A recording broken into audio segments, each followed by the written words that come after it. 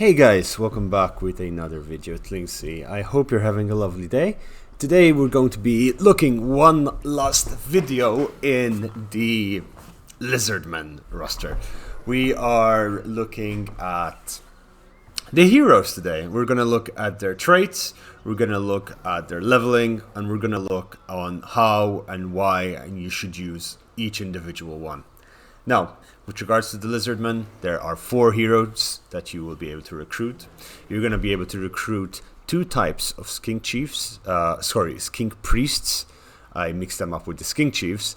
You have Skink Priest of Beasts, which in this case I have one over here. He's hiding in the brush. He is quite shy. And you can have a Skink of Heavens. Now, what's the difference? One of them has the Heavens, Winds of Magic. One of them has the Beats, Winds of Magic.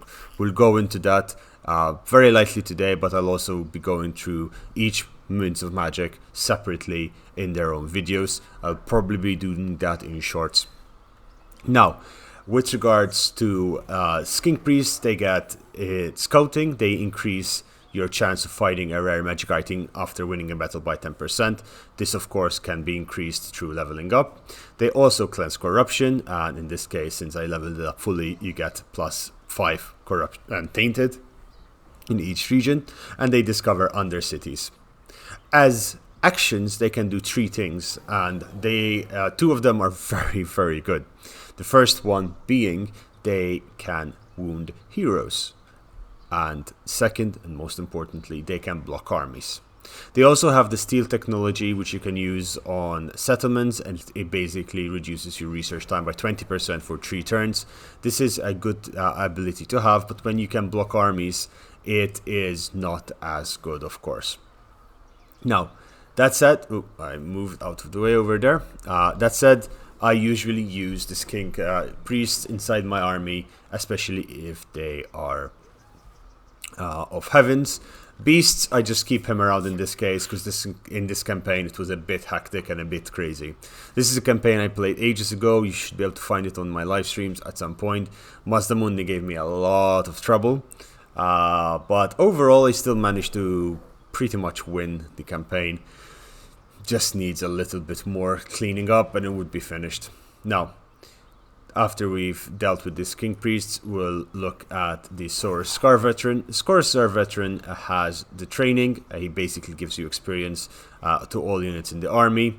Also spreads public order, which is very similar to the Untainted, but in this case, straight public order, giving you a little bit of a buff to a region. Also discovers undercities, and then he can do one of 3 things. He can do a settlement assault garrison, he can wound an enemy hero, and he can assault units inside an enemy's army. Really strong frontline fighter, really powerful and tanky unit. You can put him on a Carnosaur and he can become a Lord or Hero Sniper in the battle. Really, I use him mostly if I get them as 1 or 2 of them in an army, and they become a real big force to reckon with. And then thirdly, back all the way down here, I have this boy. This is the Skink Chief. These guys are really good themselves. They replenish troops, they boost your income, and then you have settlement damage walls. They assassinate heroes and hinder replenishment. You'll mostly use them to damage walls of settlements and assassinate heroes, but I really like them in my army, especially when you level them up enough and give them Stegodon. We'll be looking at the skill trees in a second, but first I wanted to go over the basic abilities and strengths they have. Now, that said, as we all know, we start each hero and lord with a trait, and these traits can be a number of things. The lizards, of course, have their own unique traits, and we'll be jumping and seeing that very shortly. But first, I want to go over the basic traits that you can have, and which are good, which are bad, and which you should really avoid. The most important of which we will highlight and we'll have a chat about why you should always aim for them or not, and what you're looking forward to. Now, That said, let's see what you can get. You can get the aggressive trait, which gives you charge bonus +8 and 10% weapon strength. You can get confident, which increases +4 leadership to all units in the army. Perceptive, which basically gives you magic item drop chance, campaign of line of sight. Fleet-footed, 20% movement speed and attribute of Strider. Disciplined, and this is what you really want most of the time. There is another one or two that you want, but this one is one of the better ones, or best ones. Leadership +2 for all units in the army, and melee attack +2 for all units in the army. Strategist gives you +5 movement range, which can be really nice if you're going for a Skink Chief meme stack, and I will explain that as well. You can get strong, which is armor +15, melee attack +5, weapon strength +10. You can get cunning, which is also a very good one. It enables poison attacks, which is really nice as it slows down the enemy units, but increases ambush success chance +10 in all armies in the region that the units are. So you don't even need to be in the army. That will boost the ambush success chance. Tough increases armor +25, melee defense +5. Weapon master gives you armor piercing damage +35 and 8 melee attack. Determined leadership +3, attribute immune to psychology. Knowledgeable is another one you'd really want to have, which gives you winds of magic power reserves +5 all armies faction wide, and enemy winds of magic reserves -5 in the local region. This you can use to stack your magic to incredible heights. Intelligent gives you +5 hero self-defense chance and ambush chance +10. And Tactician increases the aura size +25, characters aura leadership +4.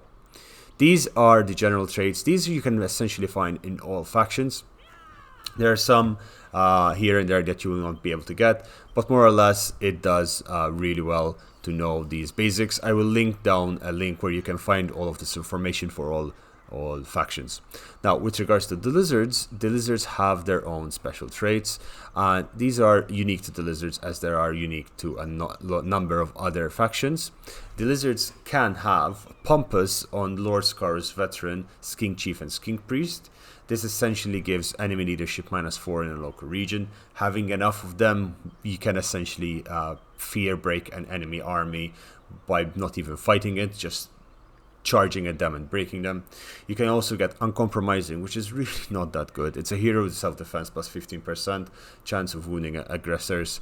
Not really that great. It's found on Lord Saurus, Scar Veterans, Skink Chiefs, and Skink Priests. Again, Arrogant can be found on Lords, Scar Veterans, Skink Chiefs, and Skink Priests. It just gives you charge bonus +10 and immune to psychology. Humble is also a really good one to look for. Every lord can have it. All the Saurus, Scar Veterans, Skink Priests, and Skink Chiefs.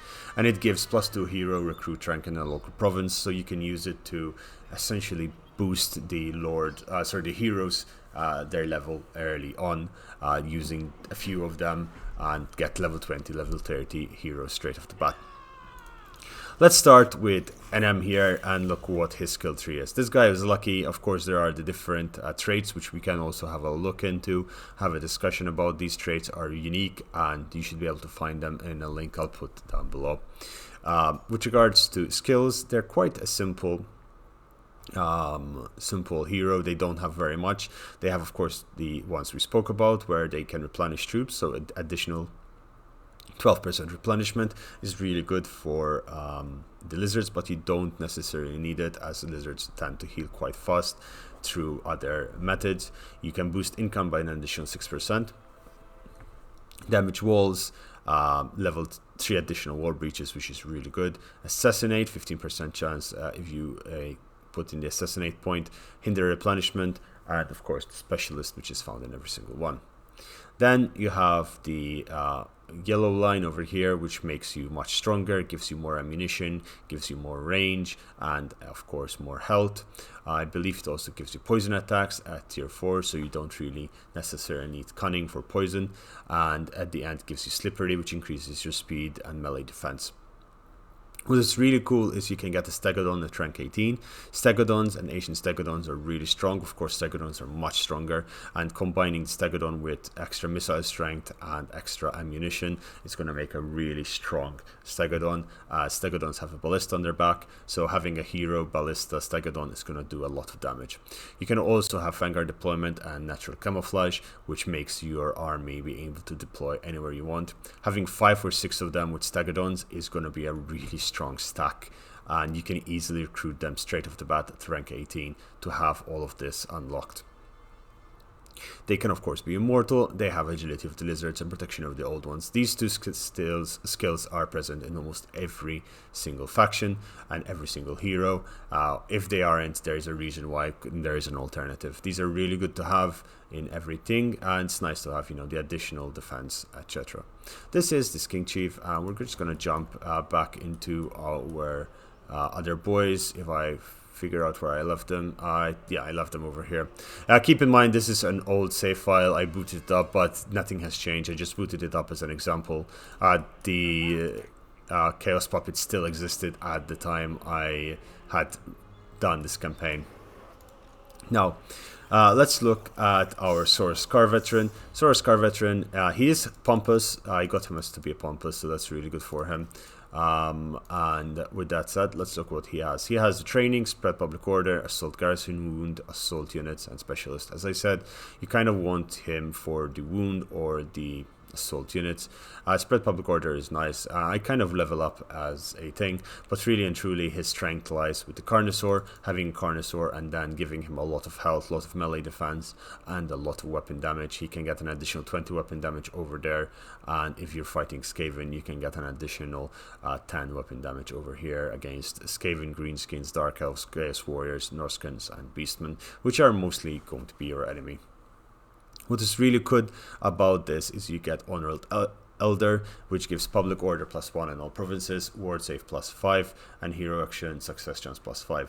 What is good about this is if you have enough of them, and they're very easy to get, Star Veterans, you get +1 public order in all provinces, and essentially you create a buffer to all of your provinces. You'd say you have +5, +10. If you have 10 of them going at level 20, you can have +10 public order, so you're going to be really comfortable even when you're fast expanding towards the mid to end game. They of course have, as we said, agility of the lizard, protection of the old ones, and the usual stuff. With regards to the Skinks, the Skink Priests, we're going to look at this boy. He is also, of course, pompous. So already, I think third one is also pompous. That would mean there's a -12 leadership already to any army we're fighting. This guy is quite simple. Again, we have the basic skills that they use. These are found in a variety or other most factions. You have Scouting, Clans Corruption, Steel Technology, Wound, Block Army, or Specialist. Back then I didn't use Block Army as much as I should have. Possibly why I was having so many problems. For mounts, you get a Pterodon, you get a Stegodon, Ancient Stegodon, and Ancient Stegodon, Ancient of the Gods. Now, I would highly recommend getting either the Stegodon or Ancient Stegodon, Agent of the Gods. The Agent of the Gods gives you a really, really strong ability of just launching a laser beam from the sky. It's a really strong ability, does a lot of damage, and this boy, who's already essentially a crowd controller, becomes immortal at the same time. He gets the Winds of Heavens over here, so you get Rolling Skies, Wind Blast, Curse of the Midnight Wind, Orion's Thunderbolt, Comet of Classidor, and Chain Lightning. As you see, this is how I level them up. It gives them a little bit of extra damage. Rolling Skies is really good if you have enemies that are in the skies. I was fighting other lizards and other stuff that flew, so I kind of got that. But really and truly, Curse of the Midnight Wind is what you also want to get along with Wind Blast, because that extra reduction to melee attack and armor does a lot, and that is an AoE. Now, Chain Lightning is something you use. It does a lot of damage. It does good against armor, so it's something you want, and it's going to kill pretty much everything. The problem with this, it's a vortex spell, but again, I will be going into magic later on and how best to use magic, or the most ideal ways to use magic, and how, you know, we could find ways to do it. So now, with regards to Arcane Conduits, this is something you always want with magicians, and that gives you more power research. And if you want to see a discussion on why it's important, I have uploaded a video on the Winds of Magic. What's really cool is you get Bound Fireball, you get 4 costs of this at level 18, and that's a really good thing to have because it does a lot of damage, especially if you put him on a Pterodon. Pterodons are not that bad as mounts because it gives you the mobility as a Magicaster. So if you don't want to wait to Stegodon over here before getting the Ancient Stegodon Engine of the Gods, getting a Pterodon early on and then giving him the Engine of the Gods is also equally as good. How do you recruit these guys? Keep in mind that, of course, these guys get the same exact thing, except this guy has the spells for the beast magic over here. Now, how do you recruit these guys? Well, you recruit them from, of course, your settlements, and we're going to go and find a settlement where we can recruit, I think, all of them except the Skink Priests. So recruit heroes. As you can see over here, you can recruit Skink Priests. I have a variety of Skink Priests with different traits, which we were discussing earlier, and different abilities. I cannot recruit Skink Chiefs in this region because I don't have the building set up. I also don't have that many types or many slots for Sorcerer veterans, but for priests I got quite a few. You simply recruit them, and if you have a lord in here, this is a slant for generation, but if, as we were discussing earlier, let's see if I have a lord that has humble. Yeah, there you go, humble. As you can see, their raise the banners. Their levels went up quite significantly. These guys can be now recruited at level 19, and if you recruit this guy at level 19 straight off the bat, it gives you all of the points, which are going to be really, really useful to have. These guys, I think at level 18 would be able to get their thing, but it's really nice to have that. Disband this guy. And the levels over here, as you can see, go back down. So that's really good to have, and it would be a way, if you have a few extra heroes in a region, to build them up. I think I built this completely geared towards an economy. In fact, my economy is doing rather well, and that's why I was having a little bit of a problem with everything else. That said, I think this is most of what I have to say about heroes and how to use them in campaign. I could do a video on how to level them up, but really and truly, it's very simple. You level up their skills or their main abilities, and whenever you have the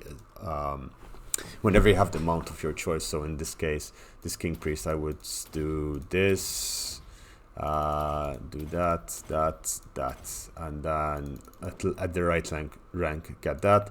I would eventually get these. I get Arcane Vessel there, and then start filling up the rest. If you're gonna overcast, it's not bad. It's not a bad thing to have Earthing over there, and then give there, and then give there, and that is level 19. I would move Wind Blast because it gives you early damage, especially if you're recruiting them at early levels. Put 1 point into Wind Blast, 1 point into Curse, and then 2 points into Wind Blast. Evasion is always good to have early on as well, as it unlocks the really important stuff. Evasion is understated how important it is. That extra 6% movement speed is going to change a lot of your movement speed is going to be really important, as it helps you move around the battlefield much more, and that 5 extra melee defense is going to be really important. Chain Lightning is a vortex spell. You really want your vortex spells as early as possible. I think this is the only vortex spell, with the exception of Banishment, which you get on your lords, that you can get. No, you get flame magic with you get flame magic with the good boys over here, and let's see, do I have I recruited an army here already. I think I have a Slan Mage of Fire, Lore of Life, Lore of Heavens. Yeah, I have Lore of Fire over here. Can recruit him at level 20. Yeah, I get Lore of Fire, so you get Flamestorm. You get Flamestorm as well, so that's good. It's good to have Flamestorm. But, of course, Slans, getting them is a bit more annoying because you need to do the rights.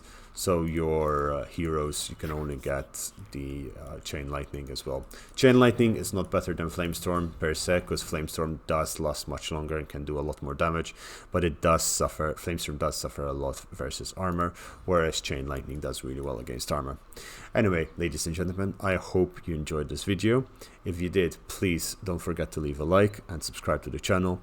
And tell me which ones you want to see next time. I'm thinking of covering the Empire next. They're a bit more complicated than this, and they have a little bit more to talk about.